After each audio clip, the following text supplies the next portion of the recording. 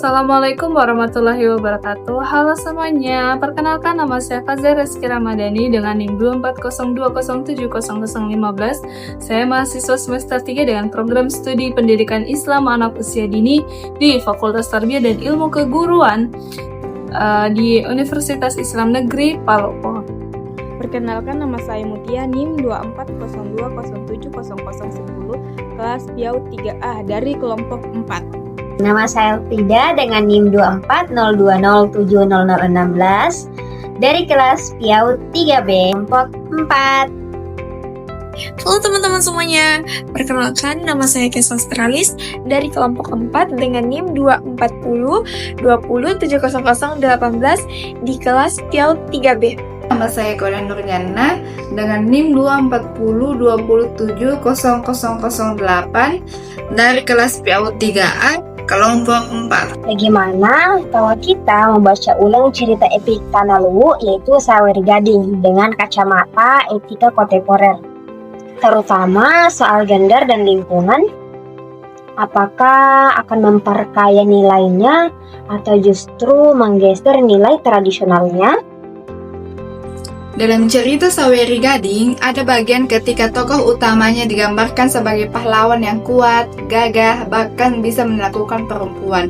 Dengan kacamata gender, masa kini hal ini bisa dilihat sebagai representasi patriarki. Perempuan cenderung ditempatkan sebagai objek, bukan subjek yang punya otonomi. Ya, tapi jangan lupa di konteks tradisional Tanah Luwu menggambarkan itu lebih dimaknai sebagai keperkasaan dan simbol kepemimpinan.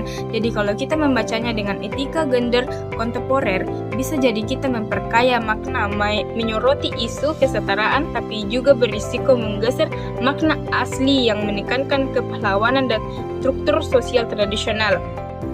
Contoh lainnya adalah yaitu penggambaran Saweri Gading yang sering melakukan perjalanan laut dan menaklukkan alam. Nah, kalau kita pakai lensa lingkungan masa kini, mungkin kita akan mengkritik cara pandang eksploitasi sumber daya, misalnya penggunaan lautan atau hutan untuk kekuasaan. Nah, padahal dalam tradisi Bugis, laut ini justru adalah simbol keberanian, ruang kosmologis, dan identitas maritim.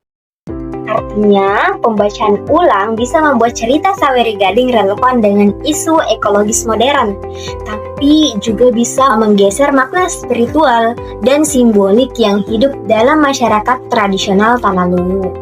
Nah, jadi solusi bagaimana cara menjaga keseimbangannya, ya kita bisa memakai pendekatan ganda, itu tetap menghargai makna tradisionalnya sebagai warisan budaya sambil membuka ruang interpretasi baru sesuai konteks kekinian.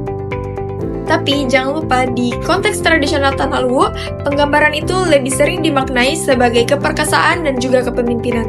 Jadi kalau kita membacanya dengan etika gender kontemporer, bisa jadi kita memperkaya makna, menyoroti isu kesetaraan, tapi juga menggeser makna asli mengenai tentang kepahlawanan dan juga struktur sosial tradisional. Jadi, membaca ulang cerita Saweri Gading dengan etika lensa kontemporer bisa memperkaya makna pemahaman kita sekaligus menjaga relevansi cerita.